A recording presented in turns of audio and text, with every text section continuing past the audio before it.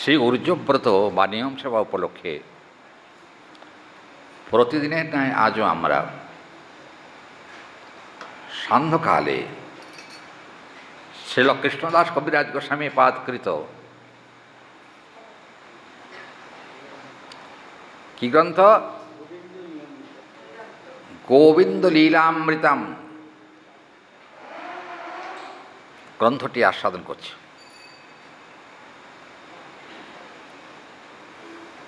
এই গ্রন্থের আস্বাদন চমৎকারিত্ব আছে। আমার মনে হচ্ছে আজকেও রাধারানী গোবিন্দের নিদ্রাভঙ্গ হবে না।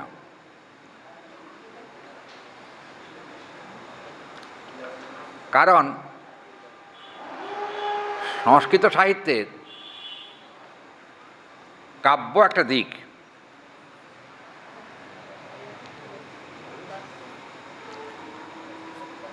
কাব্যের সঙ্গে কাব্য হল ছন্দ বিশিষ্ট, ব্যাকরণ হল বর্ণ বিশিষ্ট। এখানে দেখা যাচ্ছে যে কাব্য এবং ব্যাকরণের একত্র সন্নিবেশ।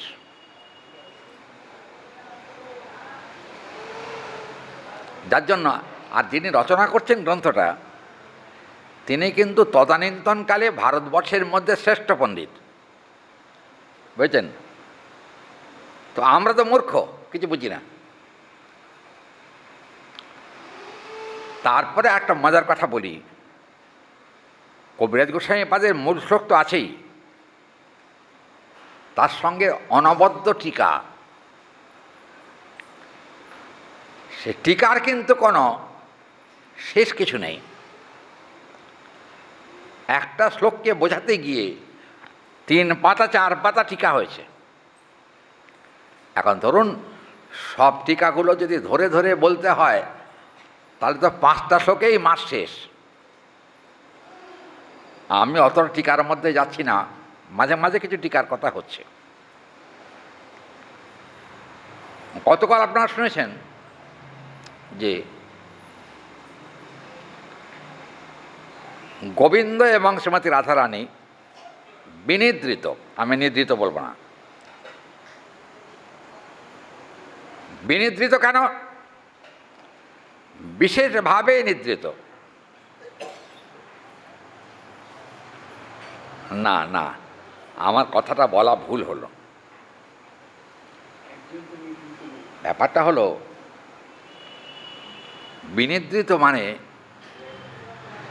দেখবেন আমাদের সংস্কৃত সাহিত্যে একটা শব্দ আছে, বিনিদ্রিতাঙ্গ বা কাপট্য রাহিত্যম। বিশেষ নিদ্রাটা কখন হয়? কপটতা রহিত যখন হয়, তখন কিন্তু বিনিদ্রিতাং শব্দটা প্রয়োগ হতে পারে। কিন্তু এখানে দেখা যাচ্ছে যে কৃষ্ণের নিদ্রাটা একেবারে কপট নিদ্রাই। কিন্তু মজার কথা, রাধারানীরও মনে মনে ইচ্ছা হলো, গোবিন্দ যখন নিদ্রা যাচ্ছেন আমারও একটু নিদ্রা যেতে ইচ্ছা করছে।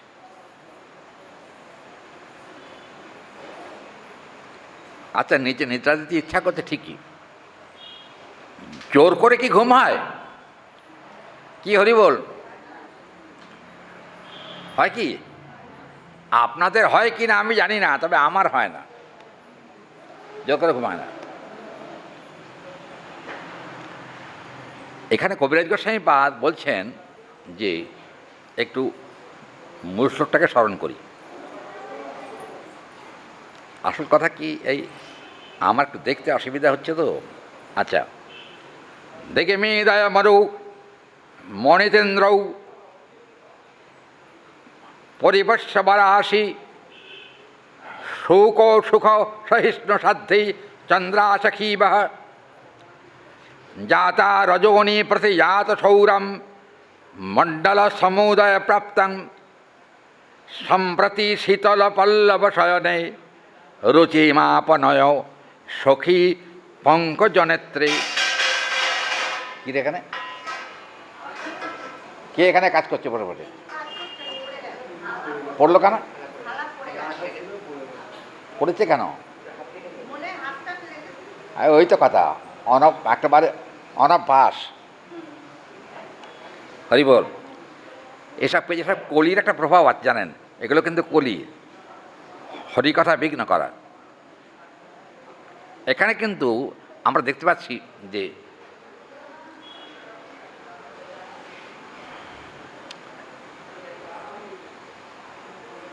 বৃন্দাদেবী বলছেন, হে রাধে, তোমার কোনো দোষ নাই, নিদ্রা এসে গেলে এখন কি করবে? কি বলেন? ঘুম যদি কারোর আসে তাহলে তো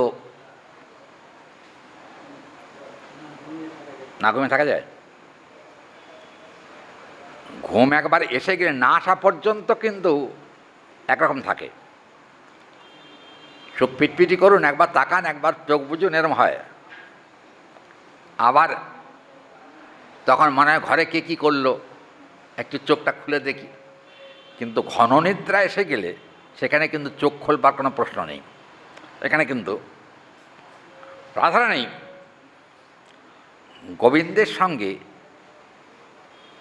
একটু সোজা করে বলি, ব্যাকরণে অনেক কঠিন করে বলা আছে, দুগ্ধ ফেননেব শয্যা। হরি বল। তার মানেটা কি? আপনারা বলবেন কঠিনের উপর আবার কঠিন চাপিয়ে দিলেন। দুধের মতো সাদা শুধু বললে হবে না, ফেনা নিব। দুধের ফেনা কিন্তু দুধের থেকেও সাদা বেশি হয়। রাধারানী এবং গোবিন্দ শায়িত আছেন দুগ্ধ ফেননিব শয্যায়। আচ্ছা, ওখানে কি কেউ দুধ জাল দিয়ে ফেনা করে ঢেলে দিয়েছে? না না, শ্বেত বস্ত্রাদেবী কারণম হৃদয়শ্বেত বহুশ্যাম বয়ম, এখানে কিন্তু বলছেন। তার মানে ভক্তের নির্মল হৃদয়ে কিন্তু শ্বেত বস্ত্রের মতোই নির্মল হৃদয়। প্যাঁচওয়ালার হৃদয়তে কখনো গোবিন্দ দর্শন হবে না। কিছু মনে করবেন না, আমার হয়তো প্যাঁচ থাকতে পারে, আপনাদের তো প্যাঁচ নাই, আপনারা তো সব ভক্ত। হ্যাঁ, তো কাজেই এখন ধরুন, এখানে কিন্তু টিকাকার এবং গ্রন্থকর্তা নিজেই বলছেন যে গোবিন্দ কিন্তু দুগ্ধ ফেননিব শয্যায় শায়িত। দেখবেন তক্তপোষ বোঝেন? তক্তপোষ বুঝো? চৌকি, চৌকি। ওই আমাদের দক্ষিণবঙ্গের লোকেরা ওকে তক্তপোষ বলে, বুঝেছেন? শুধু তক্তপোষে একটা গামছা পেড়ে শুয়ে থাকা আর মোটা গদির ওপরে সাদা দুধের মতো বিছানা পেতে শুয়ে থাকা, দুটো কিন্তু এক না। গোবিন্দ কিন্তু কাঠের চৌকিতে শুয়ে নাই। একে তো গদি, তারপর শুভ্রতা আছে, সাদা দুধের মতো সাদা, সে শয্যা শায়িত। এখন কি হলো, এখানে আমার একটা অসুবিধা হচ্ছে, দেখছেন পাতাগুলো সব ছিঁড়ে টুকরো টুকরো হয়ে গেছে। দেখুন, আমার কিন্তু আসলে কোনো দোষ নাই, এ দেখুন পাতা নেই, তবুও আমি উদ্ধার করছি বাক্যগুলোকে। এদের দেখুন না, যত পাতা উল্টাচ্ছি তত ফেটে যাচ্ছে। কি করি? হ্যাঁ, কিছু বলছেন? আপনারা কিছু বলছেন কি? আচ্ছা, আমার তো ক্ষুদ্র বুদ্ধি, অত বুদ্ধি টুদ্ধি নাই। আপনারা একটু বুদ্ধি টুদ্ধি দেবেন আমাকে, যাতে করে স্বচ্ছভাবে বলা যায়। আচ্ছা, গোবিন্দ শায়িত আছেন, কিন্তু বলছেন তোমার কোনো দোষ নাই হে সাধ্বী। সাধ্বী মানে কাকে বলা হচ্ছে? শ্রীমতী রাধারানীকে। হ্যাঁ, রাধারানীকে বলা হচ্ছে হে সাধ্বী। পূর্বাকাশের দিকে এবার তাকিয়ে দেখো, পূর্ব দিক বধূ, মূল শ্লোক, পূর্ব দিক বধূ কিন্তু চন্দ্রাবলীর মতো তোমার দিকে বক্র দৃষ্টিতে তাকাচ্ছে। শব্দটা বোঝা গেল? বোঝেন নাই? মানে পূর্ব দিক হলো বধূর সমান, তারপর হলো চন্দ্রাবলী হলো রাধারানীর বিপক্ষিয়া সখী। চন্দ্রাবলী, আচ্ছা বলি একটা কথা, প্রাকৃত বুদ্ধি করবেন না, আবার বলি। রাধারানীর সঙ্গে গোবিন্দের যে মিলন, এটা কিন্তু চন্দ্রাবলী সহ্য করতে পারেন না, বুক জ্বলে যায়। কি বলবো, ঠিক নাকি? আপনারা শুনেছেন এর আগে পাঠে। এখানে কিন্তু গ্রন্থকর্তা বলছেন রাধারানীর সঙ্গে গোবিন্দ বিশ্রামে আছেন, কিন্তু এখানে বললেন যে চন্দ্রাবলীর মতো পূর্ব দিক বধূ মানে আকাশ, সূর্য, এরা কিন্তু আসলে তোমার প্রতি চন্দ্রাবলী বিরোধী থাকতে পারে, এরা কিন্তু তোমার বিরোধী নয়। কেন? দেখবেন দিকং স্বচ্ছমেতি সংবৃত্য পারই, এখানে বলছেন 10টা দিক আছে, তাই তো? 10টা দিক সকলেই কিন্তু গোবিন্দ সেবার উপযোগী। কারণ 10 দিক যদি সম্যগুরুকে গোবিন্দকে সহযোগিতা না করত, তাহলে কিন্তু রাধা গোবিন্দের প্রেমলীলা প্রকাশিত হতো না। 10 দিক, তার মধ্যে প্রধান কোনটা? পূর্ব, পশ্চিম, উত্তর, দক্ষিণ। তারপরে কি বাবা আমি বলতে পারবো না, তো জানা আছে কারো? হ্যাঁ,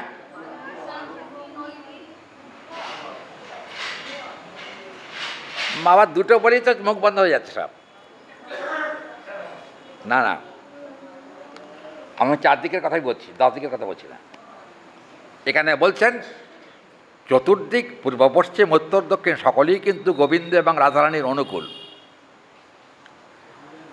কারণ কি জানেন? ঈশ্বরের ইচ্ছার বিরুদ্ধে যাবার ক্ষমতা কোনো দিকেরই নাই। ঈশ্বরের যা ইচ্ছা তা কিন্তু হবেই, তা ঘটবেই, এতে কোনো সংশয় নাই। ওই জন্য এখানে কিন্তু বলছেন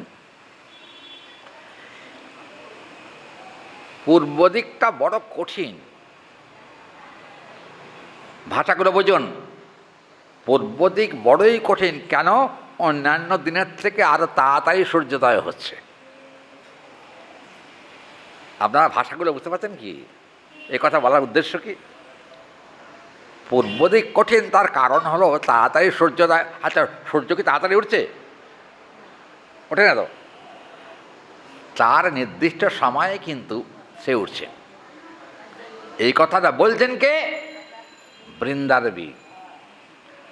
আর রাধা গোবিন্দের নিভৃত নিবিড় শয্যা শায়িত আছেন, সেখানে এই সুখের নিশি প্রভাত করবার মতো সামর্থ্য জগতে কারণ নেই, কিন্তু প্রকৃতিকেও তার থেকে বের করারও কোনো উপায় নেই। প্রকৃতি যে সময়ে সূর্যকে উদিত করাবেন, সে সময়ে তাকে উদিত হতেই হবে। এখন কটায় উদয় হচ্ছে? সূর্যোদয় কটায় হচ্ছে জানা আছে কারোর? হ্যাঁ, 6টায়। এই 6টা না, কথা হচ্ছে এটা আসবেন, কটায় উদয় হচ্ছে? হ্যাঁ বাবারে কি বলবো, 5টা 33, 5:30 3 মিনিট বেশি। 5টা 33টা সূর্যোদয় হচ্ছে। আরও দেরিতে সূর্যোদয় হবে আর কদিন পরে। কিন্তু জানবেন কোনো কোনো সময়তে 4:30 তো আকাশে কিন্তু স্বচ্ছতা দেখা যায় 4:30। কোন সময়? গ্রীষ্মকালে। হ্যাঁ, যে সময়কার কথা হচ্ছে সেটা কিন্তু গ্রীষ্মকাল নয়। সেটা কীরকম? এই বর্তমান সময়ের সময় এখানে বলছেন টিকাকার যে তোমার সুখে চন্দ্রাবলীর অসন্তোষ।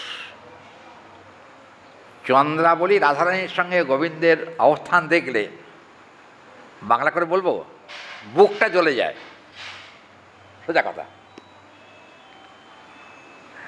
কিন্তু একটা কথা শুনুন, চন্দ্রাবলীর বুক জ্বললেও কিন্তু রাধারানীর বুক কখনো জ্বলে না। কারণ মথুরা লীলায় চন্দ্রাবলীর সঙ্গে গোবিন্দের কিন্তু মিলন হয়েছিল, কিন্তু রাধারানী তা জানেন, জেনেও কিন্তু কোনো অসন্তোষ প্রকাশ করেননি রাধারানী। কেন? হৃদয়ে যতক্ষণ পর্যন্ত ঈর্ষা আছে, হিংসা আছে, পরশ্রী কাতরতা আছে, ততক্ষণ পর্যন্ত নির্বিঘ্নে গোবিন্দচরণ পাওয়া যাবে না। ওই জন্য শাস্ত্র বললেন যে গোবিন্দচরণ পেতে গেলে আগে তোমাকে স্বচ্ছ হৃদয় হতে হবে, স্বচ্ছ হৃদয়।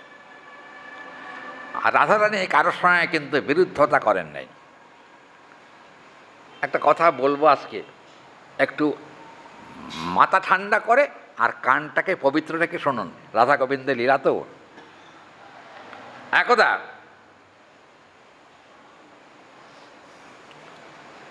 রাস প্রারম্ভে, এই প্রসঙ্গটি ব্রহ্মাণ্ড পুরাণে আছে। রাস প্রারম্ভে গোবিন্দ ললিতাকে ইশারা করে ডেকেছেন। বলবো কথাটা কি, গ্রন্থের কথা বলতে গেলে সেখানে লজ্জাও হয়, লজ্জা লাগে, আছে না কথা, অনেক লজ্জাস্কর কথা কিছু আছে। কিন্তু এখন আরেকটা কথা বলি, আমি ধরুন সংসারী নই তো, মঠবাসী লোক, অত কিছু বুঝিয়েছি না, আমার মাথায় ওসব ঢোকে না অত। কিন্তু শাস্ত্র পড়ে না আমার তখন মনে হয়েছে যে আমার এই মধুর রস সম্পর্কে অভিজ্ঞানের অভাব আছে। দেখুন, কাচলি গ্রন্থ পড়েছি তো, এই গ্রন্থের কথা নয়, আমি অন্য গ্রন্থের দৃষ্টান্ত দিচ্ছি। কাচকলি সম্ভ্রান্তং তৎ চক্ষু মর্দনা প্রভাবই। তার মানে মাঝে মাঝে দেখবেন কেউ চোখ রগড়া, এরকম চক্ষু মর্দনা, চোখ রগড়াচ্ছে, কিন্তু কিছু মনে করবেন না। যদি তার প্রিয়া তার কাছে থাকে, চোখ রগাতে রগাতে আবার এক পাশে করে তার মুখের দিকে একবার তাকিয়ে নেয়, এরকম হয় না? হয়তো কি রে, এরা কথা কয় না কেন? শুনতে কি লজ্জা করছেন নাকি আপনারা? কথাটা সত্য না মিথ্যা তাই বলুন, সত্য তো। দেখুন এখানে বলছেন গোবিন্দের সঙ্গে রাধারানীর মিলনে চক্ষুশূল চন্দ্রাবলীর হতে পারে, কিন্তু ললিতার সঙ্গে শ্রী গোবিন্দের মিলনে রাধারানীর সামনেই কিন্তু মিলিত ভাবনা এসেছিল। রাধারানী কিন্তু ওই চোখ রগড়িয়ে দেখেন নাই, তাহলে দূর থেকে ললিতার সঙ্গে মিলিত হচ্ছেন ভগবান, তা দেখে ললিতাকেও প্রণাম করেছেন আর গোবিন্দকেও প্রণাম করেছেন। কেন? আমার ভাগ্যে যেন এমন সৌভাগ্যের উদয় কখনো হয়, গোবিন্দকে আশুক দেওয়া, গোবিন্দকে আনন্দ দেওয়াটাও কিন্তু সাধন ভজনের তপস্যার অঙ্গ বিশেষ। অতএব গোবিন্দের সুখ যাতে হয় সেটা আমাকে করতে হবে। কি করলেন? রাধারানী দেখলেন, দেখেও কিন্তু গোবিন্দকেও কিছু বললেন না, ললিতাকেও কিছু বললেন না, দূর থেকে তাকিয়ে দেখে প্রণাম করলেন। বলে কেন? সখীর সঙ্গে বিহার। দেখবেন একটা কথা বলি, সখী সনয়ের বিগতা বিড়ালই প্রেম সক্ষৈর এব সম্মিলিত অবস্থায়। এখানে বলছেন প্রেমে কিন্তু সক্ষতা থাকে। সক্ষতা মানে বোঝেন, হরি বল। কি সংসার করো? সখ্যতা মানে বন্ধুত্ব। ভালোবাসার রাজ্যে কিন্তু বন্ধুত্বের প্রভাব বেশি। আমি কি ভুল বললাম? এই যে ভক্তগণ, ভালোবাসা স্বামী স্ত্রীর সম্পর্কেও কিন্তু বন্ধুত্ব একটা দিক আছে, নাই কি? কি রে ওখানে হ্যাঁ বললো একজন না দুজন, আর সব চুপ করে আছে। আমার কথায় যদি সায় না থাকে তাহলে আপনারা চুপ করে থাকুন, কিন্তু আমি যদি ভুল কথা বলে চুপ করে থাকুন, যদি সত্যি কথা বলে তাহলে শব্দ করবেন না কেন? হরি বল। ও বাবা, ওনাদের বোধ হয় লজ্জা করছে মনে হয়, কিন্তু এটা গোবিন্দের লীলা, বুঝতে এই প্রাকৃত জগতের কোনো বিষয় নয়। অতএব এখানে কিন্তু চোখ ডলছে না রাধারানী, কিন্তু গোবিন্দের সঙ্গে ললিতা দেবীর সম্মিলনে সেখানে কিন্তু এক আনন্দ, অপরিসীম সুখ প্রকাশিত হলো। কেন? লক্ষ্য রাধারানীর একটাই, যেখানে যাই হোক যেমন করেই হোক গোবিন্দের সুখবর্ধনই আমাদের একমাত্র কাম্য। এইটা হলো কথা, বুঝলেন? ভগবানের সুখ হলো ভক্তের একমাত্র লক্ষ্য। ভগবানের যদি সুখ না হয়, বুঝলেন, প্রসঙ্গত বলি, আমাদের গুরুদেবের মঠে, বুঝলেন, এখন এই একটি ছেলে খুব ভালো শৃঙ্গার করে। শৃঙ্গার বুঝছেন তো? ভগবানের শৃঙ্গার মন্দির খোলা আছে তো? আচ্ছা, এখন শৃঙ্গার করে, কিন্তু গুরুদেব রোজ সন্ধ্যারতি দেখতে আসতেন। এখন ওই আমি গুরুদেবের সঙ্গে আসতাম, আমার তো আর মঠে নানা রকম কাজ ছিল, কিন্তু আরতি দর্শন করার সময় আসতাম। দেখি গুরুদেব আরতি দর্শন করতে এসে মুখটা এরকম বড় হয়ে গেছে রাগের চোটে। পূজারী পঞ্চপ্রদীপ আরতি করছে এরকম করে, বুঝছেন, কিন্তু রাধারানীর বদনের দিকে তার লক্ষ্য নাই, বুঝছেন। গুরুদেব থাকতে না পেরে নাট মন্দিরে ছিলেন, উঠে চলে গেলেন মন্দিরে। এই পাষণ্ড, পূজারীকে বললেন, রাধারানীর মাথায় ঘোমটা দিস নাই কেন? হ্যাঁ, পাষণ্ড কোথাকার, এই গোবিন্দ সেবা হচ্ছে, রাধারানীর সেবা হচ্ছে, সেবার সময় কোন মেয়ে ছেলেকে চিন্তা করছিস? গুরুদেব বললেন প্রকাশ্যে, সকলের সামনে। তখন পঞ্চপ্রদীপটা, বুঝছেন, ওই গুরুদেবের কথা শুনে ভয়ের চেটে পঞ্চপ্রদীপ এরকম কাঁপছে, কাঁপতে কাঁপতে হাত থেকে পঞ্চপ্রদীপ পড়ে গেল। আর গুরুদেব রাগের চোটে থাকতে না পারে গিয়ে এক চড় দিলেন, পাষণ্ড, ভগবানের সেবায় গাফিলতি, হ্যাঁ, রাধারানীর ঘোমটা নাই কেন বল? তখন বলেন, আমি রাধারানীর দিকে আরতির আগে তাকিয়ে দেখি নাই। আচ্ছা, ও কীরকম সেবক বলুন তো? যে ভগবানের শৃঙ্গার করেছে কিন্তু মাথায় ঘোমটা দেয়নি, কেন দেখেনি সে? এটা অপরাধ, এটা অন্যায়। তাতে কি গোবিন্দের সুখ হয়েছে? রাধারানীর ঘোমটা ছাড়া সুখ হয়? কি বলেন? ভারতবর্ষের ইতিহাসে কোনো জায়গাতেই কিন্তু ঘোমটা ছাড়া রাধারানী দেখা যায় না। আপনারা দক্ষিণ ভারতে কেউ গেছেন কিনা আমি জানি না, এখানে যারা আছেন, সদবাদের মাথায় তো ঘোমটা আছেই, আর যারা বিবাহিত নয় তারাও কিন্তু মাথায় ঘোমটা দেয়, জানেন কি? কি হরি বল, কি কথা কয় না? দেখেছেন কি আপনারা? যাদের মাথায় ঘোমটা নাই তারা ঘোমটা দিন। সধবা তো বটেই, আর অবিবাহিত ব্যক্তি যারা, তাদেরও কিন্তু ঘোমটা দেওয়া উচিত। আর যদি বলেন বিধবা কী হবে, বলে বিধবার জন্য সে একই কথা। ঘোমটার এক নাম কি বলুন তো সংস্কৃতে? অবগুণ্ঠন। অবগুণ্ঠন মানে কি? অবগুণ্ঠন হচ্ছে এই ঘোমটাটা কপালে রেখে এসে পড়া উচিত। গুণ্ঠন মানে লজ্জা নিবারণের দ্বারা এটা হয়। এখানে একটু বড় হচ্ছে কপালে। আমার অপরাধ নেবেন না মায়েরা, আজকাল কিন্তু সেই অবগুণ্ঠন যেটা সেটা কিন্তু করেন না। আজকাল ঘোমটাটা উঠেই গেছে একরকম। কি কথাটা ভুল কি? এই তুমি এরকম বসে আছো কেন? সামনে বসে পাঠ শুনতে। এই কোথায় তোমার মাথা কেন ঘোমটা নেই? এই হরি বল। কেউ বলছে আমি আগে থেকেই দিয়ে রেখেছি। হ্যাঁ শুনুন, ভাগবতে হরিকথা শুনতে আসলে অবগুণ্ঠনটা দরকার, এটা কিন্তু প্রয়োজন। দেখুন এখানে কিন্তু বলছেন ললিতা এখানে অবগুণ্ঠনে পটু ছিলেন। অষ্টসখীর মধ্যে ললিতা এবং বিশাখা এরা দুজনেই কিন্তু অত্যন্ত চতুর। কেন আজকে খুব গরম করছে এটা কি? হ্যাঁ গরম আছে একটু। আচ্ছা, অবগুণ্ঠনে পটু ললিতা বিশাখা। চিত্রা, চম্পকলতা, সুদেবী, রঙ্গদেবী, ইন্দুরেখা, তুঙ্গবিদ্যা ইত্যাদি সখীগণ এদের সকলেই কিন্তু অবগুণ্ঠন আছে, কিন্তু কারোর কম কারোর বেশি। ললিতা বিশাখা যেহেতু রাধারানীর সঙ্গে সবসময় থাকেন, সেহেতু গোবিন্দের মর্যাদা সংরক্ষণ কল্পে তারা কিন্তু এটাকে মর্যাদা দিয়েছেন। এই জন্য এখানে কিন্তু মূল থেকে বলা হলো যে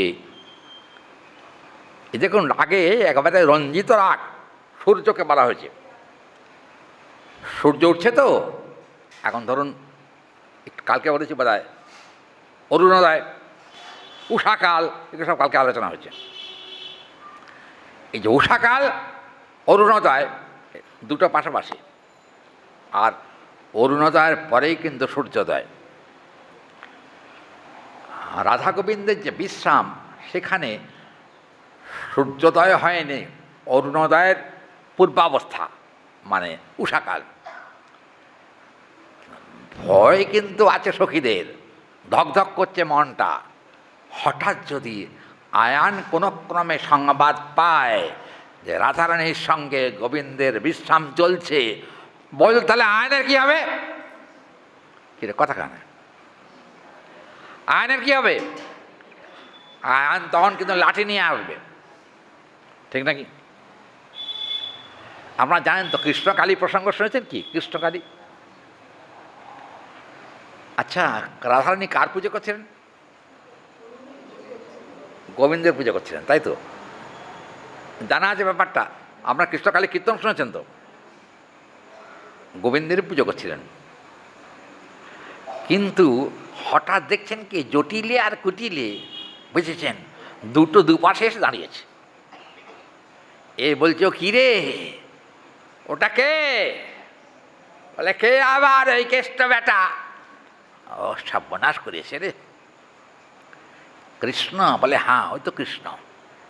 এই আইনকে ডেকে নিয়ে শিগগির ডাক, শিগগির তোর স্ত্রী কার পুজো করতে দেখ। হরি বল। আসলে কিন্তু রাধারানী পুজো করেন নাই, গোবিন্দের সঙ্গে এক স্থানেই অবস্থান করছিলেন। কিন্তু জটিলা কুটিলা ওদের চোখ দুটো বড় বদমাইশ। ওদের চোখ স্বাভাবিক নয়, চোখে তাদের কুটিলতা ছিল প্রচুর। অবশ্য এর মধ্যে একটা কথা আছে, কৃষ্ণলীলার সহায়কারিণী কিন্তু জটিলা কুটিলা, বুঝছেন? জটিলা কুটিলা কৃষ্ণলীলার সহায়তাকারিণী, কেন জানেন? না লীলা পুষ্টি হতো না। এখন কী হলো, ওই দূর থেকে তাকেই দেখছেন জটিলা কুটিলা, দেখছেন যে ওই চলছে। কি চলছে? কি চলছে? হ্যাঁ না, নিভৃত বিলাস নয়, মানে রাধারানীর সঙ্গে গোবিন্দের নিকটবর্তী অবস্থা দেখছেন। জটিলা কুটিলা থাকিয়ে দেখেন মানে আজকে ডাক্তার শিখি, ডাক্তার শিখি ডেকে নিয়ে একবার এই দৃশ্যটা দেখা। গোবিন্দ তো সর্বান্তর্যামী, কি বলেন? সর্বান্তর্যামী নন? সকলের মনের খবর তিনি জানেন। আয়ান আসছে ছুটতে, খবর পেয়েছে তো, ওরে বাবা, লাঠি আর খাঁড়া দুই হাতে দুটো নিয়েছে, আজকে কৃষ্ণকে কলা কাটবো আর রাধারানীকে পিটাবো। হরি বল। খাড়া একটা আছে, খাড়া পেয়েছেন তো, খড়গ খড়গ কলা কাটার যন্ত্র, হ্যাঁ, একটা লাঠি। কিন্তু একটা কথা আছে, রাধারানীকে কাটবেন এই কথা চিন্তা করেননি, কিন্তু কাটবেন গোবিন্দকে। দুই হাতে দুটো অস্ত্র নিয়ে এসছেন। তখন যোগমায়া দেবী গোবিন্দের কানে কানে এসে বললেন, প্রভু কি, আয়ান কিন্তু খড়গ আর লাঠি নিয়ে আসছে, তোমাদের দুজনকে ব্যবস্থা করবে, তাই বলছি এখন থেকে তুমি তার ব্যবস্থা করো। কি হলো জানেন? গোবিন্দ রাধারানীকে বললেন, হাঁটু গেড়ে বসো। আচ্ছা, রাধারানী তাড়াতাড়ি করে হাঁটু গেড়ে বসেছেন। পাশে কতগুলো ফুল আছে, হ্যাঁ, হাঁটু করে যেই বসেছেন, হঠাৎ দেখা গেল যে কৃষ্ণ অবস্থান্তর ঘটিয়ে ফেলেছেন। কৃষ্ণের পরিবর্তে কি হয়েছে? ওরে বাবা, কালী হয়ে গোবিন্দ দাঁড়ালেন, আর রাধারানী তার চরণপদ্ম পূজা করছেন। হরি বল। এটা কিন্তু লীলার বৈশিষ্ট্য, বৈচিত্র্য। আয়ান দূর থেকে দেখলেন, দূর থেকে দেখে তাকিয়ে, ওমা, কৃষ্ণ কই? জটিলা কুটিলা কি তাহলে আমাকে মিথ্যে কথা বললো? হ্যাঁ, কৃষ্ণ তো এটা আমার ইষ্টদেবী। হ্যাঁ, আয়ানের ইষ্টদেবী হচ্ছেন কালী। তখন ওই যে খাঁড়া লাঠি এই দুটো ফেলে দিয়ে আয়ান তাড়াতাড়ি মায়ের চরণে শুয়ে প্রণাম করে নিলেন। রাধারানীকে বলছেন, হে রাধে, শুধু ফুলে পাত্রে ফুল রেখেছো কেন? দাও, মায়ের চরণে ফুল দাও।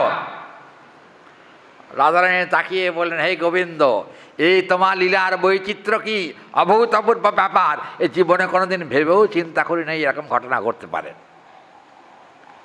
কি হলো তাতে? রাধারানী বলে, কত প্রতিভক্তি, চিন্তা করুন। একেবারে ফুল নিলেন, মা কালীর চরণে দিলেন, কিন্তু কৃষ্ণায়, মায়ের পরামন্ত্র বলেছেন কি না, না, মনে মনে বললেন, কৃষ্ণায় বাসুদেবায় হরয়ে পরমাত্মনে প্রণত ক্লেশনাশায় গোবিন্দায় নমো নমঃ। দিলেন গোবিন্দ চরণে পুষ্প। পাশে ছিল তুলসী, দিলেন তার সঙ্গে তুলসী সহযোগে। আয়ান তাকিয়ে দেখলেন যে জটিলা কুটিলা আমাকে বিভ্রান্ত করছে। হ্যাঁ, এত বড় আস্পর্ধা, জটিলা কুটিলা কিনা আমাকে বিভ্রান্ত করে। এই জটিলে, এদিকে এসো। কেন? যে অস্ত্র রাধারানীর প্রতি প্রয়োগ করতাম, আজকে তোমার প্রতি প্রয়োগ করবো। হ্যাঁ, আমার স্ত্রীর সম্পর্কে এরকম জঘন্যতম চিন্তা তোমাদের, এটা কখনো বরদাস্ত করা হবে না। কি হলো? আয়ান তো খুশি হলেন, আনন্দিত চিত্তে রাধারানীকে স্বামী হিসাবে মাথায় হাত দিয়ে একটু আশীর্বাদ করে দিলেন, না, মায়ের চরণে তোমার ভক্তি হোক। আর রাধারানী মনে মনে বললেন, আশীর্বাদ করো গোবিন্দ চরণে আমার যেন প্রেম ভক্তি লাভ হয়। কি হলো এখানে? দেখুন, এখানে কিন্তু আমাদের টিকাকার এখানে এই লীলার কিন্তু কথা উল্লেখ করেছেন। আমি বাংলা করে কথাটা বললাম। এখানে কিন্তু মূল টিকাটা, মূল শ্লোকে এ কথা বলা হয় নাই, কিন্তু টিকাতে তা উল্লেখ করেছেন। প্রেম কিন্তু একমুখী, প্রেম কখনো দ্বিমুখী হয় না। আমি জড়জগতের ভালোবাসার কথা বলছি না, পারমার্থিক বৃত্তিতে প্রেম কিন্তু সর্বদা একমুখী থাকে। আচ্ছা বলুন তো, নদীর মুখ কোন দিকে থাকে? হ্যাঁ, কোন দিকে? কোন দিকে? কি কথা হয় না কেন? নদীর মুখ কোন দিকে থাকে? সবাই সত্যি কথাই বলেছেন, সমুদ্রের দিকে। দেখবেন এবার শাস্ত্র কি বলে, আপূর্যমানাম অচলং প্রতিষ্ঠাং সমুদ্রমাপ প্রবিশন্তি যদ্বা গীতা। সমুদ্র কিন্তু আপূর্যমান, সমুদ্রের থেকেই কিন্তু নদীগুলো বেরিয়েছে। আবার নদীগুলো সমুদ্র অভিমুখেই যাত্রা করছে। দেখবেন রস এটা কিন্তু চিরকালই কৃষ্ণাভিমুখী। রসের স্বভাব হলো কৃষ্ণের অভিমুখে যাত্রা করা। দাস্যরসে হোক, সখ্য-রসে হোক, বাৎসল্য রসই হোক, আর মধুর রসই হোক। রস কিন্তু আসলে 4টি, 5টি নয়। কেননা শান্তটা কিন্তু রসপর্যায়ে গণ্য নয়, রতি পর্যায়ে গণ্য। যার জন্য 4টি রসই কিন্তু কৃষ্ণাভিমুখী। দাস্য ভক্তি থেকে কিন্তু কৃষ্ণলীলায় নয়। দাস্যে হনুমান, এ কথা ঠিকই, কিন্তু কৃষ্ণলীলায় দাস্য ভক্তি কার কার মনে আছে? এটাকে বলেছি আমি পাঠে। কার মনে আছে? রাধাচরণ কি কি বলেন? বলবো নামগুলো বলবো? রক্তক, চিত্রক, পত্রক, এরা হলো দাস্য ভক্তিতে এই 3 জন। রামলীলাতে দাস্য ভক্তিতে হনুমান, এ কথা ঠিকই। অবশ্য বেশিরভাগ পাঠকরাই কিন্তু হনুমানকেই সামনে রাখেন, কিন্তু সূক্ষ্ম বিচার করতে গেলে ব্রজলীলাতে হনুমান কখনো আসেন নাই। রক্তক, চিত্রক, পত্রক 3 জন, এটা হলো দাস্যরসে। আর এমনকি এর দাস্যরসের ভক্ত যারা ব্রজলীলায়, তারা কিন্তু গোবিন্দকে কাপড় পরিয়ে দিতেন। কাপড় কাপড় একটা কথা আছে, খুব মাথা ঠান্ডা করে শুনুন। দাস্য, সখ্য, বাৎসল্য, মধুর 4টে রস, প্রত্যেক রসেই কিন্তু দাস্য রস আছে। প্রত্যেক রসেই দাস্য আছে। দাস্য ছাড়া কখনো মধুর রস পরিপুষ্টি লাভ করবে না। কেন বলুন তো? একটা ছোট্ট কথা বলি, ছোট্ট লীলা। আর রাধারানী গোবিন্দের পদসেবা করছেন, চরণ সেবা। আচ্ছা আপনারা বলুন তো, পদসেবাটি মধুর কোট রসের কাজ? কি হরি বল? পদসেবা কিন্তু মধুর রসের কাজ নয়। পদসেবার সঙ্গে দাস্যরস আছে, মধুর রসেও কিন্তু দাস্যরসের প্রয়োগ আছে। কেন না বাংলা করে বলে সহজভাবে, স্বামীর পদসেবা করাও কিন্তু স্ত্রীর একটা ধর্ম বিশেষ। আজকাল কে করেন তা বলতে পারবো না। কি হরি বল? কথাটা ভুল বললাম কি? আজকাল করে? হ্যাঁ, কে? ওই মা বলছে না না না করে না।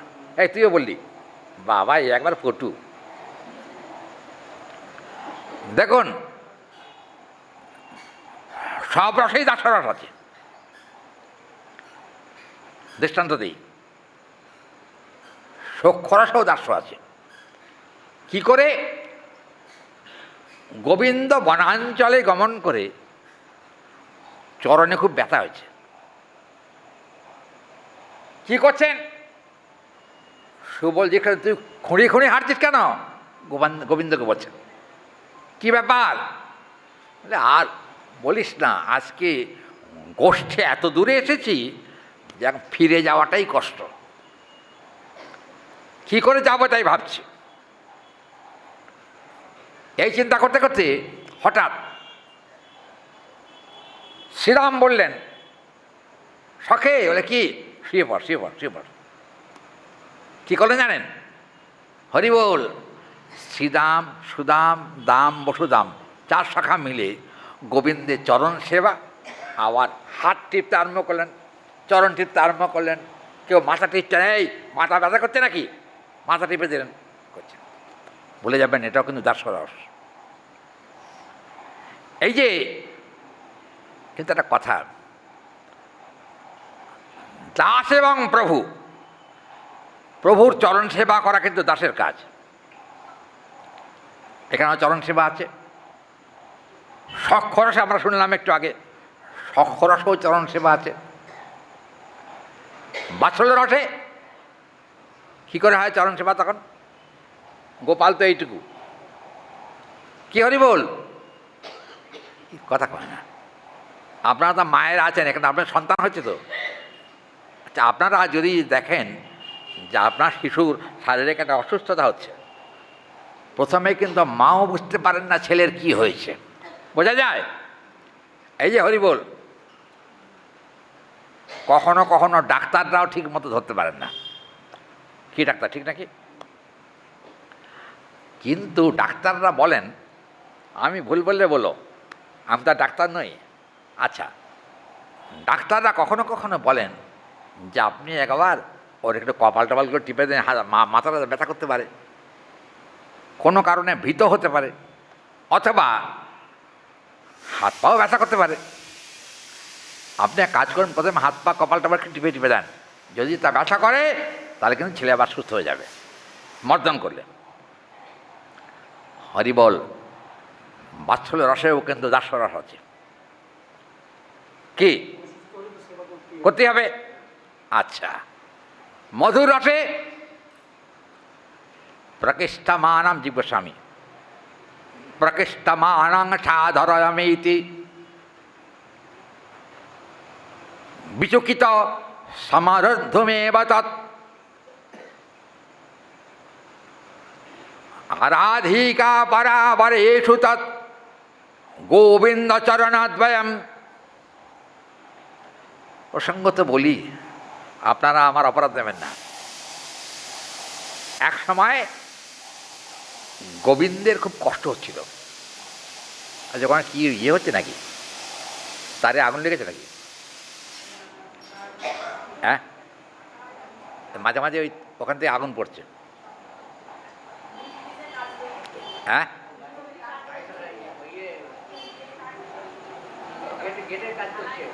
ও গেটের কাজ করছে। এই লাইটটা নিবে গেল কেন রে? আমার গ্রন্থ দেখতে অসুবিধা হবে। কোথায় গেল সে? হরি বল, জয় গৌর।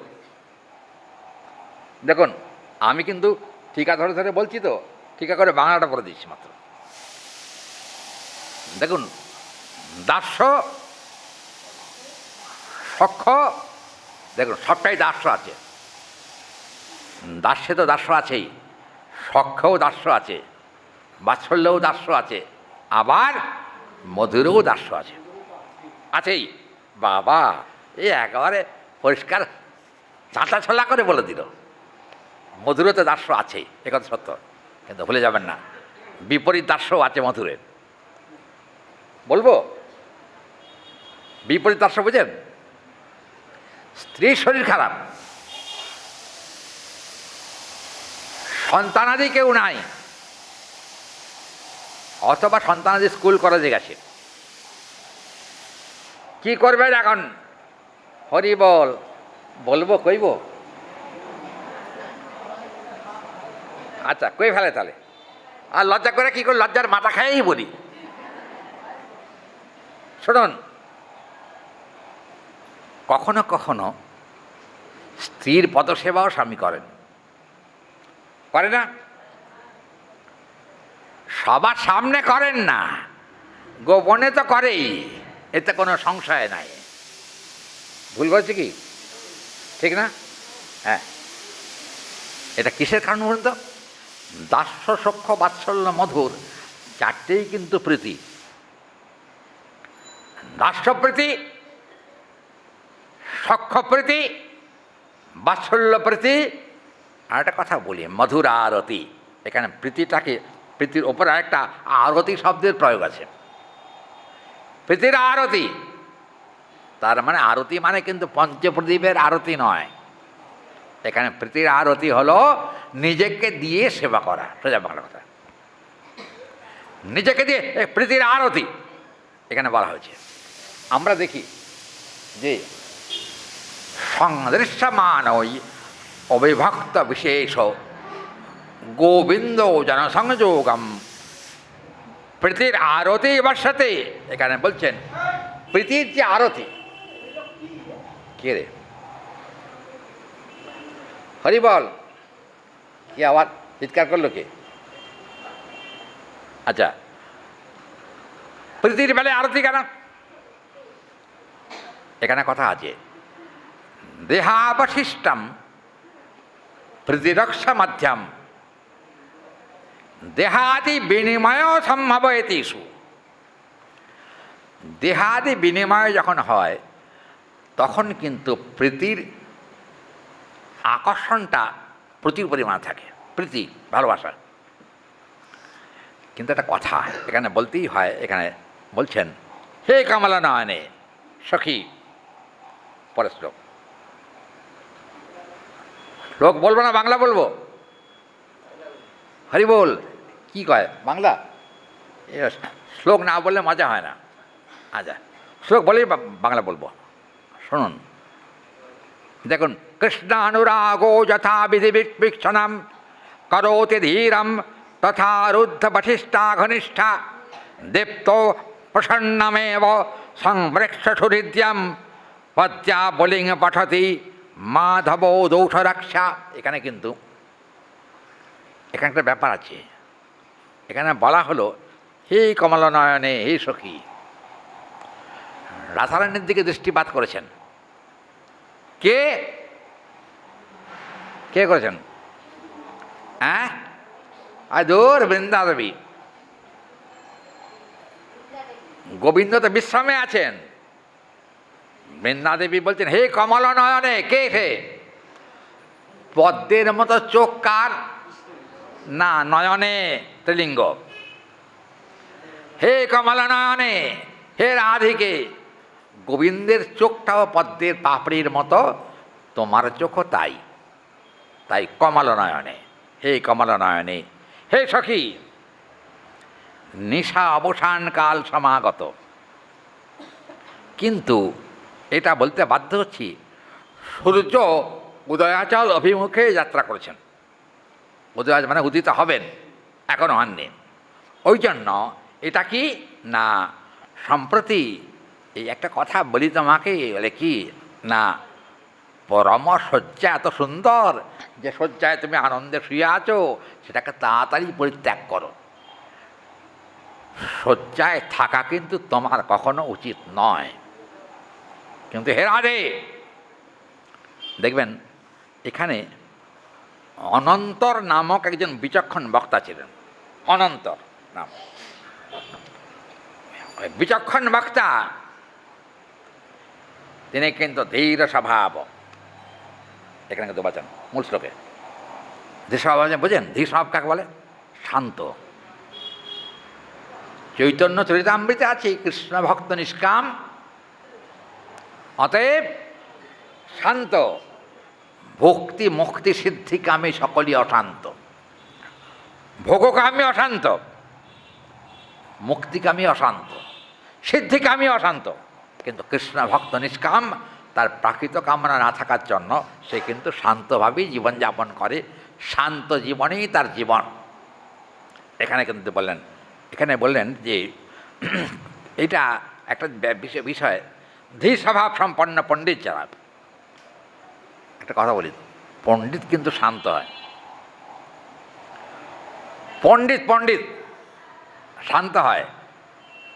শান্ত না হলে তাকে পণ্ডিত বলা যাবে না। কিন্তু একটা কথা বলি প্রসঙ্গত, সরস্বতীর বরপুত্রের নাম কি? হ্যাঁ, কার মনে আছে? হ্যাঁ, কেশব কাশ্মীরি। হ্যাঁ, গৌলীলায় কেশব কাশ্মীরি, উনি কিন্তু খুব উদ্ধত। সরস্বতীর বরপুত্র বটে, কিন্তু অভিমানী, অহংকারী। হ্যাঁ, বিশ্ববিখ্যাত পণ্ডিত হলেই কি অহংকার হবে? না, এটা উচিত না। কিন্তু তার বাবা বসেছিলেন গঙ্গার ধারে। বাবা বুঝেছেন কে? নিমাই পণ্ডিত।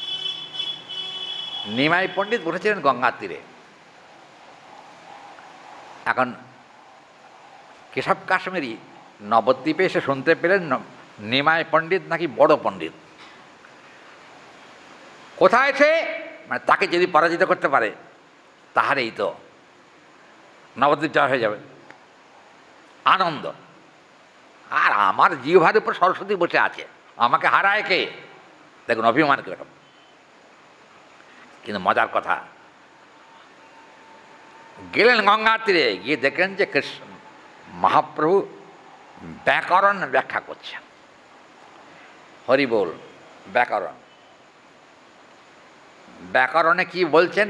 ভবানী ভর্ত, এই অনেক কথা, এই কথা বললে আবার ধৈর্য থাকবে না মায়েদের। আচ্ছা, ব্যাখ্যা করছেন। মহাপ্রভু দূর থেকে শুনলেন কেশব কাশ্মীরি গঙ্গার মহিমা বলছেন, কিন্তু তাকালে কিছুক্ষণ পর কেশব কাশ্মীরি তাকিয়ে দেখেন সূর্যের প্রভাকেও নিষ্প্রভ করে কোনো একজন ব্যক্তি তার পাশে এসে বসে আছেন। কে সে? এত সুন্দর দেখতে। কে গো তুমি? এত সুন্দর। আমি সাক্ষাৎ সরস্বতীর বরপুত্র হয়েও এত সুন্দর হতে পারলাম না, আর তুমি হঠাৎ এত সুন্দর চেহারা নিয়ে আমার কাছে উদিত হলে কি করে? না না, আমি কিছুতেই সুন্দর নই। আরে বেটা, কেশব কাশ্মীরি ও কি জানে মহাপ্রভু তত্ত্ব তো কে?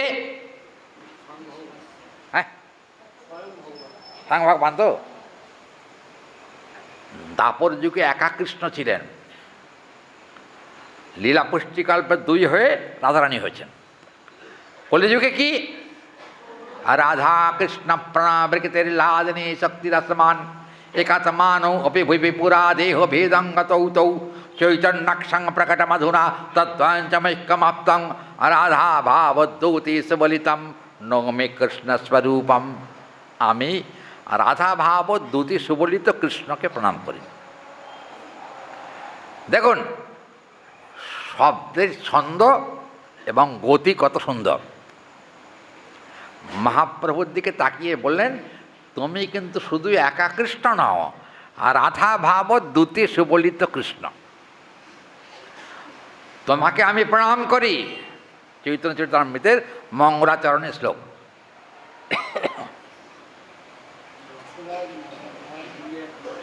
রামানন্দ রায়, ওটার প্রসঙ্গ এখানে নয়। আচ্ছা, কি হলো? কেশব কাশ্মীরি হাঁ করে তাকিয়ে আছেন। বাবা, আমার থেকেও দেখতে পাচ্ছি বিদগ্ধ। হ্যাঁ, আমার থেকেও বড় পণ্ডিত নাকি? কে ওটা? মহাপ্রভু বলেন, আমি আপনার ছাত্রের মতো।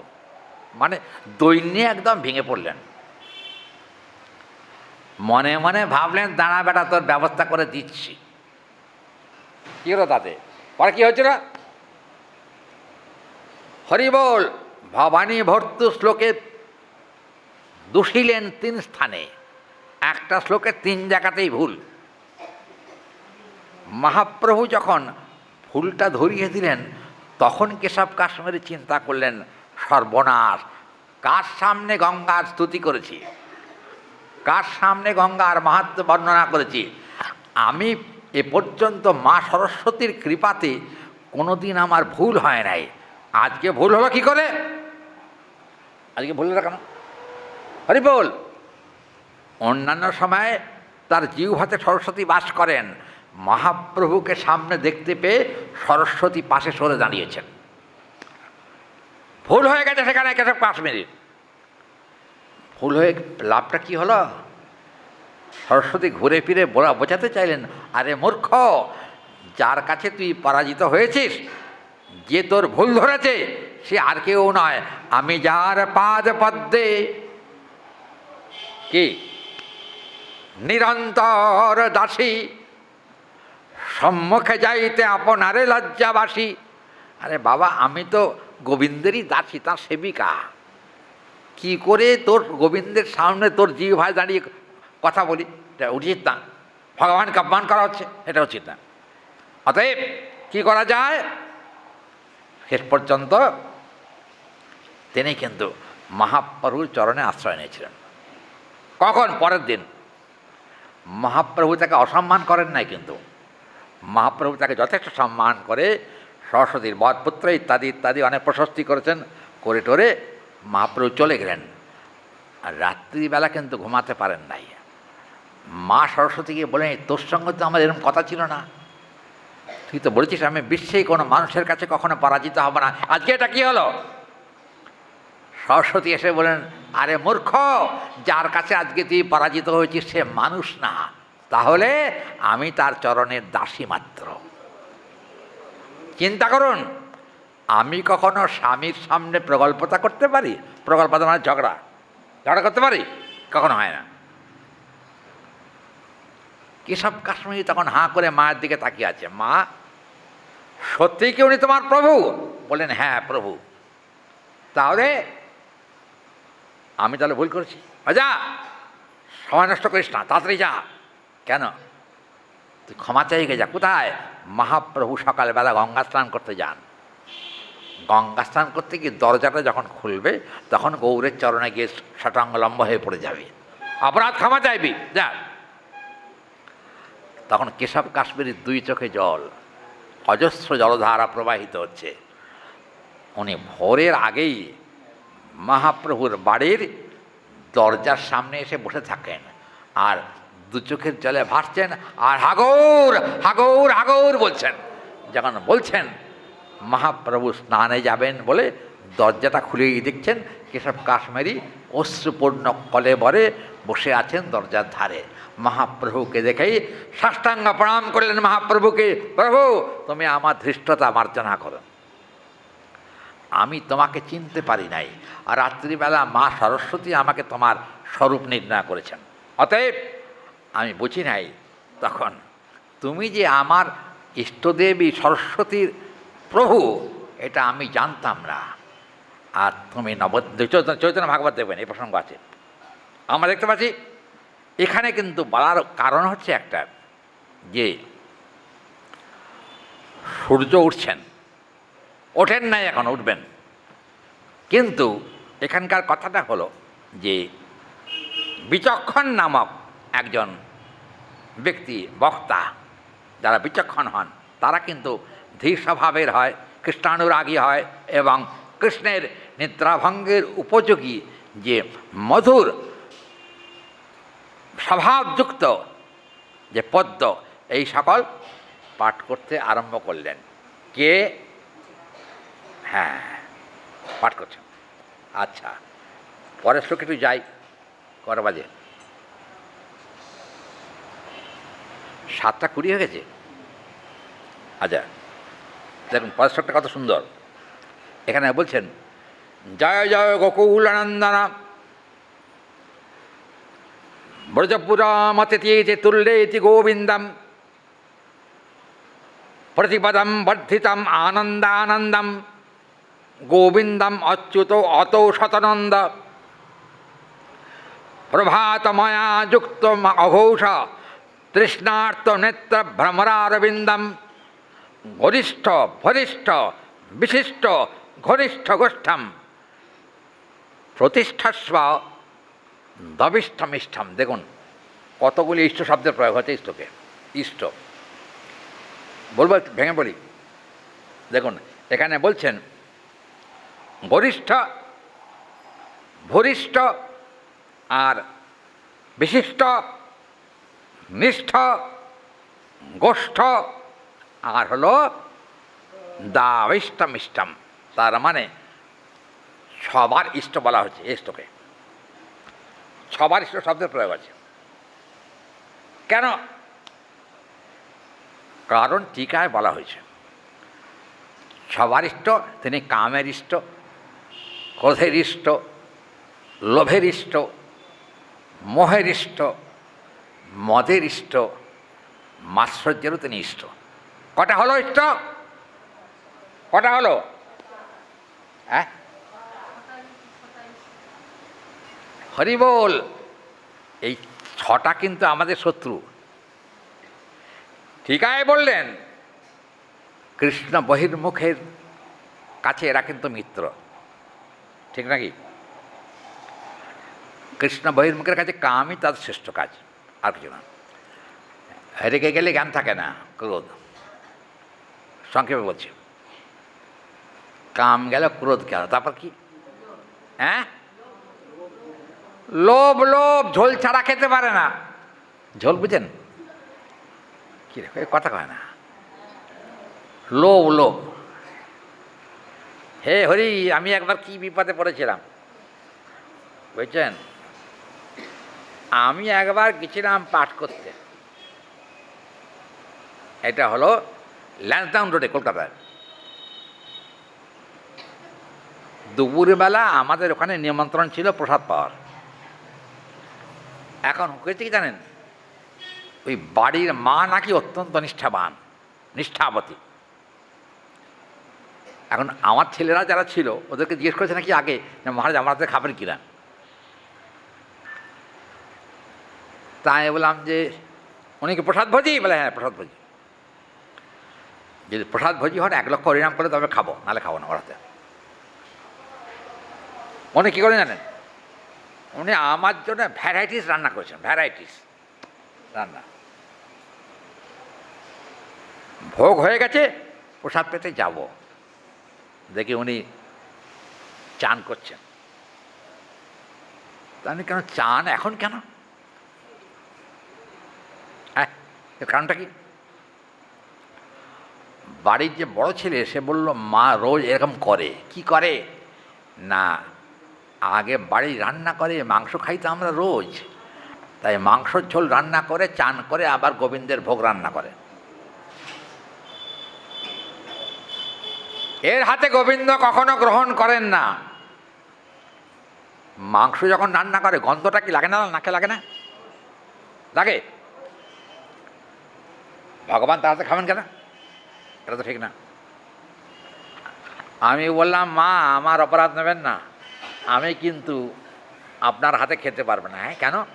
আমি গোবিন্দের ভোগ দিয়ে খাই, গোবিন্দের ভোগ দিয়ে খান, আবার ভোগের রান্নাও নাকে আসে, আবার ছাগলের মাংসর রান্না, ছাগল আর কি বলে কক কক করে, কি মুরগি, মুরগিও উনি নাকি রান্না করেন ভালো, সেটাও রান্না করেন। তাহলে গোবিন্দ আপনাদের খাবেন কি? আপনার পবিত্রতা নাই। তখন বললেন যে বাবা সে কথা তো জানতাম না, আপনি খাবেন না? না, এক কাজ করুন, আপনি আলু সিদ্ধ আর অন্ন দিন না, আলু সিদ্ধ দিয়ে অন্ন চাপিয়ে দেন, আমি নামিয়ে দেবো। দূর, আপনি নামাবেন কেন? আপনার ছেলে আছে না, আমার হ্যাঁ সে নামাবেন, অসুবিধা নেই, কিন্তু আপনার হাতে তাহলে এত কষ্ট করে রান্না করলাম, কে খাবে? খান, আপনি খান বসে বসে, তাতে খুব ভালো হবে। উনি বলেন বাবা আপনি কি আমাকে অভিশাপ দিচ্ছেন? অভিশাপ দিচ্ছি না, সেদিনে পাঠ ছিল আমার, বুঝেছেন? পাঠে উনি হলেন প্রধান শ্রোতা, সামনে বলেছিলেন খাদ্যের প্রয়োজনীয়তা আর অপ্রয়োজনীয়তা, সুষম খাদ্য আর দুঃসম খাদ্য, এর মানেটা কি এ সম্বন্ধে পাঠে আলোচনা, শাস্ত্র যা বলছেন সেই কথাগুলো খুলে খেলে বলে দিলাম। উনি পাঠের সময় খুব কাঁদছিলেন, আমাকে বললেন বাবা আমি কালকে থেকে আর মাছ রান্না করব না, মাংস তো নয়। আমি বললাম মা একটা কথা বলি, পাঁটার মাংস মাংস, মাছের মাংসও কিন্তু মাংস, মাংস না? আর মাংস খেলে কী হয় বলুন তো? বলবো বলবো মাংস খেলে কী হয়? মাংস শব্দের অর্থ কি? সমাং খাদতি ইতি মাংস। আজ তুমি যাহাকে খাইতেছ পরজন্মে ও তোমাকে মানুষ হইয়া খাইবে। হরি বল। এবার কি উপায় বলুন? হ্যাঁ, কথা চিন্তার বিষয় আছে। ভজন সাধন কারবার প্রবৃত্তি না থাকলে আমিষ খাদ্যের প্রতি একটা রুচি থাকে। ভজন করবার প্রবৃত্তি থাকলে আর আমিষ খাদ্যে রুচি থাকে না। তাই খাদ্য সংযমটা কিন্তু আমাদের ভজনের মধ্যে একটা প্রধান দিক, ওটা চাই, না হলে কিন্তু গোবিন্দ আমার হাতে খাবেন না, হতে পারে না কখনো। তাই এখানে কিন্তু বলা হলো যে কৃষ্ণানুরাগে সুখ, কৃষ্ণের নিদ্রাভঙ্গের জন্য বর্ণাবলী প্রযুক্ত পদ্ম বলতে আরম্ভ করলেন। সুখ বলতে পদ্মাবলী, বর্ণাবলী প্রযুক্ত শব্দগুলো একটু বুঝুন। কী বলতে আরম্ভ করলেন? একটা শ্লোক বলে পার্শ্ব শ্রব, একটু ধৈর্য। কীরকম দেখুন, জয় জয় গোবিন্দ গোকুলানন্দ ব্রজ বদন্দে ইতি ভৃঙ্গার বিন্দম। এই পুস্তকটা বললাম না একটু আগে। শুনুন, বলছেন পদ্মাবলী সমন্বিত, বলছে হে অচ্যুত গোবিন্দ তোমার জয় হোক। মনে পড়েছে? অচ্যুত মানে যে কখনো বিচ্যুত নয়, তাকে অচ্যুত বলা হয়। ভগবানের কখনো বিচ্যুতি অবস্থা আসে না, ভগবানের কখনো পতন হয় না। পতন হয় জীবের, পতন হয় সাধকের, পতন হতে পারে। ওই জন্য গোবিন্দের এক নাম অচ্যুত। আর কি বলেছেন এখানে? বলেছেন যে হে অচ্যুত তোমার জয় হোক, তুমি ব্রজবাসীগণের মঙ্গলের মূল। এখানে কিন্তু মূল শ্লোকে সে কথা বলা হচ্ছে। মঙ্গলের মূল মানে মঙ্গল অনেক রকম আছে, কিন্তু মূল মঙ্গল নয় সেগুলো। কি বলেন?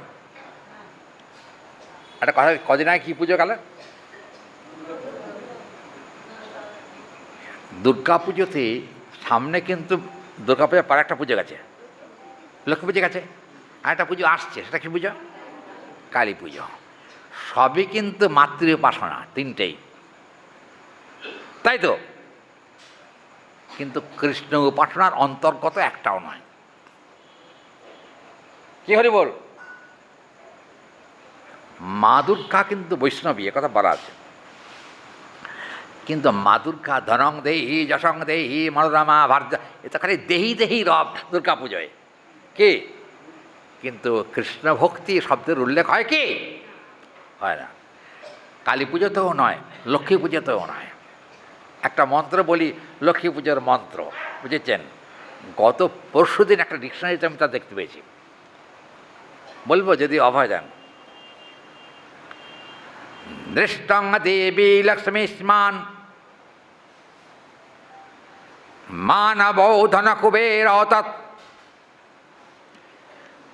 প্রার্থয়াস্মি তথা নিত্যম ধনং ধনং ধনং দেবী। বাবা, একবার ধন বলে শান্তি নেই, ধনং ধনং ধনং দেহি, তিনবার ধন দিয়ে দিলেন। কি ধন? একবারও কিন্তু মন্ত্রে বলা হয়নি যে তোমার কৃপাতে আমার যেন ভক্তি ধন লাভ হয়, প্রেম ধন লাভ হয়, এ কথা কিন্তু শ্লোকে বলা হলো না। ধনং ধনং ধনং দেহি মানে বড় লোক, তার বড় লোক, তার বাবার বড় লোক। কথা বোঝা গেল? হ্যাঁ, শুধু বড় লোকে শান্তি নাই, তার বাবার যত টাকা ছিল, তার ঠাকুর দাদার যত টাকা ছিল, সব টাকাগুলো যেন আমার কপালে আসে। তিনবার ধন। কি হরি বল? এখানে কিন্তু বলা হয়েছে যে এখানে এরা হে অচ্যুত তোমার কাছে আমার প্রার্থনা, অন্য কিছু নয়। গোবিন্দাচ্যুত নতানন্দম। নতা মানে একটা, এই শ্লোকে উজ্জ্ব একটা আছে, আনতানন্দম। তার মানে আনতানন্দম বলতে কী বোঝায়? প্রভু, আমি যেন জীবনে তোমার ভজন আনন্দ ছাড়া আর কোনো আনন্দ উপভোগ না করি। ভজন আনন্দ মূল শ্লোকে কিন্তু সে কথা বলা হলো। কে বলছেন কথাটা? হরি বল। কে বলছেন? বৃন্দা দেবী আর সারি দুজনে মিলে সমকণ্ঠে গোবিন্দের কাছে বলছেন, হে গোবিন্দ, তোমার চরণ ছাড়া যেন আমাদের চিত্তবৃত্তি অন্য কিছু আর না চায়।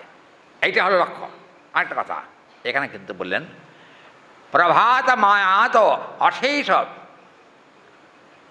দেখবেন এখানে সমর্তয়া আর কি না নেত্রভ্রমারবিন্দম। গোবিন্দের এক নাম কিন্তু অরবিন্দ লোচন। গোবিন্দের এক নাম অরবিন্দ লোচন মানে কি? হরি বল।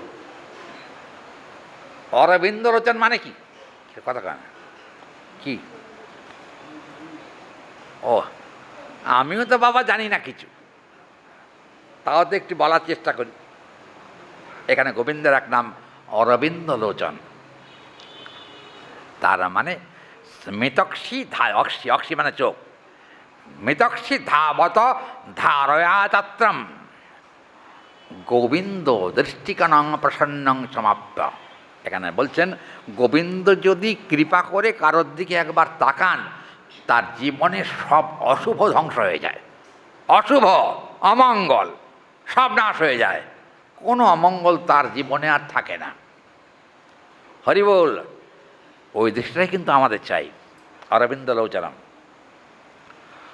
ওই দৃষ্টিতে গোবিন্দ যদি একবার আমাদের দিকে তাকান, তাহলে কি হবে? অরবিন্দ লোচন নামেরও সার্থকতা হবে। আমার মতো পাপী দিকে যদি গোবিন্দ একবার কৃপা করে তাকান, তাহলে আমার প্রাকৃত জগতের সব কামনা বাসনা সবই ধ্বংস হয়ে যাবে। একথা কিন্তু এখানে বলা হলো। তাহলে আমরা দেখতে পাই যে 7:30 বেজে গেছে। সেই জন্য ইয়েটা বিনাকে দেখলাম না, একদম পূজার এসছে না? আচ্ছা, খুব ভালো। যাই হোক, এখানে কিন্তু অরবিন্দ লোচনম এখানে বলা হলো। আর কি? প্রভাত হাত সময় বিভূর্তং নেত্রম ভ্রমরারবিন্দম গরিষ্ঠ বরিষ্ঠ বিশিষ্ট নিষ্ঠ গোষ্ঠ প্রতিষ্ঠ দরিষ্ঠমিষ্টম। ওরে বাবা, 6টা ইষ্ট। একটু আর কি বলা হলো? ইষ্ট কি? কার ইষ্ট? কামের ইষ্ট, ক্রোধের ইষ্ট, লোভের ইষ্ট, মহের ইষ্ট, তারপর কি?